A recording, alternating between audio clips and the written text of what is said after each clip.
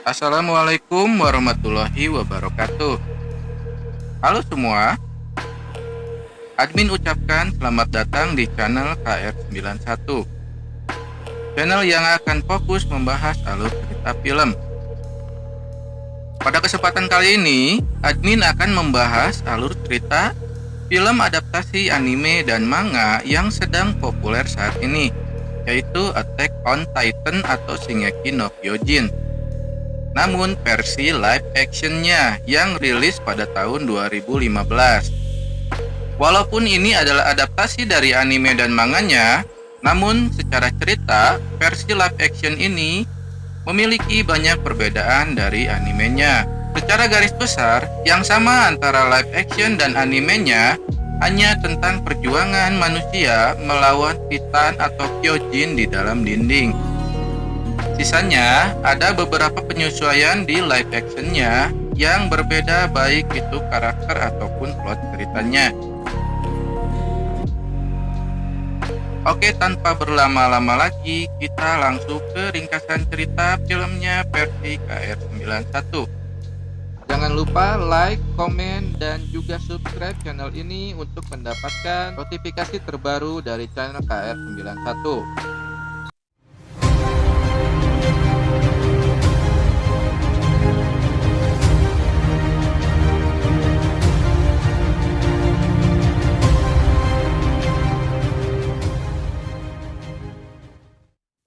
Film dimulai dengan menjelaskan dunia yang sudah lebih dari 100 tahun yang lalu, manusia mengalami kepunahan massal yang diakibatkan kemunculan para titan raksasa yang memangsa manusia. Umat manusia yang masih selamat mendirikan 3 tembok tinggi dan hidup damai di dalamnya. Lalu kita diperlihatkan 3 orang tokoh utama di cerita ini. Mereka adalah Eren, Mikasa, dan Armin. Di film ini, Eren digambarkan sebagai seseorang yang selalu bersemangat dan menyukai tantangan. Lalu Armin adalah seorang pemuda yang pintar, namun dengan fisik yang tidak terlalu kuat seperti Eren. Dan Mikasa adalah seorang gadis yang selalu bersama mereka. Eren selalu memiliki hasrat untuk mencari tahu dunia di luar dinding. Karena Eren merasa kalau dunia di luar dinding itu adalah tempat yang lebih baik dan damai. Dan Titan hanyalah legenda dan sebenarnya tidak ada. Secara tak sengaja, mereka juga menemukan sebuah gambar wanita dan lautan biru di sebuah bom yang sudah tidak aktif, dan membuat mereka yakin untuk menjelajah dunia luar. Mereka pun pergi mendekati tembok dan takjub saat melihat megahnya tembok dari jarak dekat. Tapi tak lama kemudian, mereka ketahuan dan ditangkap oleh petugas garison penjaga tembok. Karena itu adalah zona terlarang untuk warga sipil. Untungnya, ada seorang penjaga kenalan mereka yang bernama Souda yang menyelamatkan mereka. Lalu tiba-tiba tak lama kemudian datang sesosok titan raksasa yang sangat besar melebihi tinggi tembok yang bernama Kolosal Titan, menghancurkan dinding dan membuat para titan lain mulai masuk ke dalam dinding. Para titan mulai menyerang manusia di dalam dinding. Para penjaga mencoba menahannya dengan menyerang menggunakan meriam, tapi itu tidak cukup, dan mereka pun habis dibantai. Semuanya berlari menyelamatkan diri, dan banyak yang tertangkap lalu dimakan para titan. Eren, Mikasa, dan Armin berlari mencari perlindungan dan mencoba mencari keluarga mereka. Para penduduk lain berlindung di sebuah bangunan. Eren pun masuk ke dalamnya. Sedangkan Armin terpisah karena ingin mengecek keluarganya. Mikasa sendiri tertinggal di luar karena dia mencoba menyelamatkan seorang bayi. Lalu ada Titan yang mendekati Mikasa. Eren yang melihat itu mencoba untuk menyelamatkannya, namun dihalangi oleh para warga lain dan Mikasa pun tak terlihat lagi. Tak lama Eren keluar dan lalu Titan menyerang bangunan itu dan membunuh semua orang di dalamnya kecuali Eren yang berhasil keluar. Di luar Eren tak bisa menemukan Mikasa dan dia pun menganggap Mikasa sudah mati dimakan oleh Titan tadi. Lalu 2 tahun berselang, kini Eren dan Armin yang juga selamat dari insiden serangan Titan bergabung dengan pasukan pengintai. Mereka dipimpin oleh pimpinan tertingginya yang bernama Jenderal Kubal. Pasukan pengintai sendiri bertugas untuk membasmi para Titan. Lalu salah satu komandan pasukan yang bernama Hanji mengenalkan peralatan pembasmi Titan untuk para pasukan yang bernama Manuver Gear. Senjata ini adalah pedang ganda yang dilengkapi dengan tali dan gas pendorong yang bisa digunakan untuk melompat dan berayun pada dinding, bangunan ataupun pohon yang memungkinkan mereka untuk mendekat sambil menghindari Titan dan menebas tengkuk leher Titan yang menjadi kelemahannya. Karena kalau tengkuknya tidak ditebas atau dihancurkan, para Titan akan kembali beregenerasi dengan cepat. Lalu para pasukan pengintai yang sudah dilengkapi peralatan pembasmi Titan mulai melakukan ekspedisi ke area para Titan untuk membasmi mereka semua. Mereka juga mencoba menutup tembok yang rusak oleh kolosal Titan 2 tahun yang lalu. Mereka mulai mengeksplorasi tempat itu. Lalu Hyana, salah seorang dari pasukan yang Seorang janda montok anak satu. tiba mendengar suara anak kecil. Lalu dia bersama Eren berpisah dengan yang lain dan pergi mengeceknya. Ternyata itu adalah suara bayi Titan yang kemudian mulai menangis dan menyebabkan para Titan lain datang. Eren dan juga yang lainnya terpecah dalam beberapa kelompok.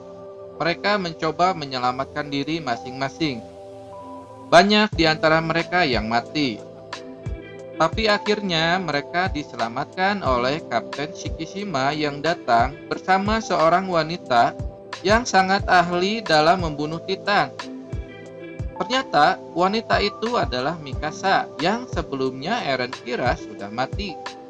Eren pun terkejut karenanya. Singkat cerita, mereka pun selamat dan berlindung di sebuah tempat. Di sini, Jen, salah satu anggota pasukan, memprovokasi Eren. Dan akhirnya mereka berkelahi. Namun dihentikan oleh Mikasa. Terlihat di sini, Mikasa sangat berbeda dengan 2 tahun yang lalu. Bahkan saat Armin mengajaknya bicara pun, dia hanya berlalu begitu saja. Setelah itu, Eren diajak mengobrol oleh Kapten Shikishima. Di sini Kapten Shikishima mengatakan pada Eren kalau musuh sesungguhnya para manusia bukanlah Titan.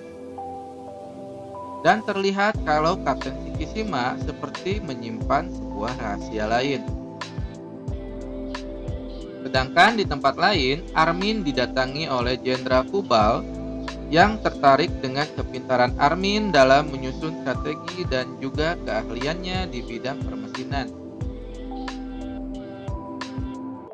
Eren menemui Mikasa dan mencoba berbicara dengannya. Namun, Mikasa yang sekarang berbeda dengan 2 tahun yang lalu.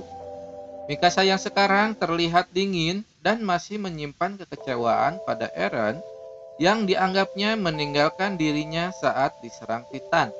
Tak lama kemudian, datang Kapten Shikishima yang menawarkan apel pada Mikasa. Dan terlihat kalau ada hubungan asmara di antara mereka yang membuat Eren patah hati.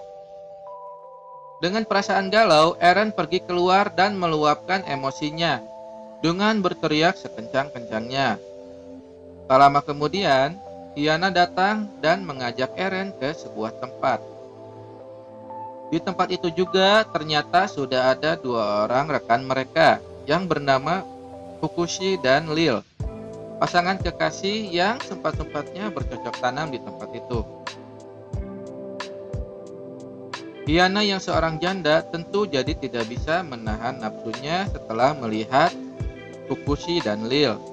Dia pun merayu Eren untuk bercocok tanam juga. Namun sialnya, belum sempat melakukan itu, Titan kurang ajar tiba-tiba datang dan menyeret kaki Hyena, kemudian menelannya. Ternyata para Titan telah mengepung tempat itu. Di sini banyak pasukan yang tewas, termasuk Fukushi, pasangan cocok tanam Lil, yang tewas dengan kehilangan setengah tubuh bagian bawahnya karena dimakan Titan. Karma anjir. Lil yang bersedih dan marah dengan cerobohnya mencoba melawan Titan dengan mengendarai truk yang membawa persediaan bahan peledak dan menabrakkan dirinya ke salah satu Titan dan membuatnya meledak. Di sisi lain, Eren dan Jan terjebak di atas sebuah bangunan. Berbeda dengan Jan yang menyerah, Eren memberanikan diri untuk melawan para Titan dan berhasil membunuh salah satunya. Sayangnya, kaki Eren tergigit dan dimakan oleh Titan. Eren pun harus kehilangan salah satu kakinya. Jan yang terjebak di atap berhasil menyelamatkan diri dengan dibantu oleh teman-temannya. Namun, Armin tertangkap dan akan dimakan. Eren yang melihat itu lalu menolong Armin dan sekarang malah dirinya yang ditelan oleh Titan itu dan masuk ke dalam perutnya. Namun Eren tidak mati. Di dalam perut Titan, Eren melihat jasad Hyena dan semakin marah kepada para Titan. Pada saat mereka berkumpul, tiba-tiba Mikasa datang dan Armin langsung mengatakan kejadian yang menimpa Eren. Mikasa yang emosi langsung menerjang para Titan untuk membuka jalan melarikan diri untuk teman-temannya, tanpa menghiraukan gas pendorongnya yang mulai habis. Mikasa pun terjatuh dan didatangi oleh Titan yang sebelumnya memangsa Eren. Tapi anehnya, Titan itu kemudian meledak dan keluar Titan lain dari dalam tubuhnya. Titan ini berbeda dengan Titan yang lainnya. Sepertinya dia memiliki kecerdasan layaknya manusia. Titan ini lalu menyerang dan membunuh semua Titan lain. Setelahnya, Mikasa yang memperhatikan Titan itu melihat dan menyadari kemiripan Eren dengan Titan tersebut. Saat Titan itu mulai menguap dan akan menghilang, Mikasa lalu menebas tengkuk lehernya. Dan ternyata benar, dari dalam tengkuknya keluarlah tubuh Eren. Ternyata yang menyerang semua Titan tadi adalah Eren dalam bentuk Titan. Dan film ini pun berakhir dengan terungkapnya fakta kalau manusia pun bisa menjadi Titan, seperti yang telah terjadi pada Eren. Oh iya, film ini juga akan berlanjut ke part keduanya ya, yang nanti admin akan rangkum juga. Kesimpulan yang admin dapat setelah menonton film ini adalah film live action ini menyajikan cerita yang melenceng cukup jauh dari versi animenya. Juga dengan hilangnya beberapa karakter penting di anime seperti Komandan Erwin dan juga Levi Ackerman yang di sini digantikan dengan sosok Shikishima yang tampil mengecewakan dan jauh berbeda dengan karakter Levi yang badass dan keren di anime. Belum lagi perubahan sifat karakter seperti Mikasa ataupun Eren yang jauh berbeda membuat banyak fans AOT atau Shingeki no Kyojin kecewa dan marah pada film ini. Di situs IMDb sendiri, film ini mendapatkan rating 5,1 yang sangat rendah dan mewakili kualitas film ini.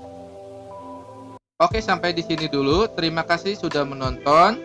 Jangan lupa like, komen, dan juga subscribe channel ini untuk mendapatkan notifikasi terbaru dari channel KR91. Sampai jumpa di video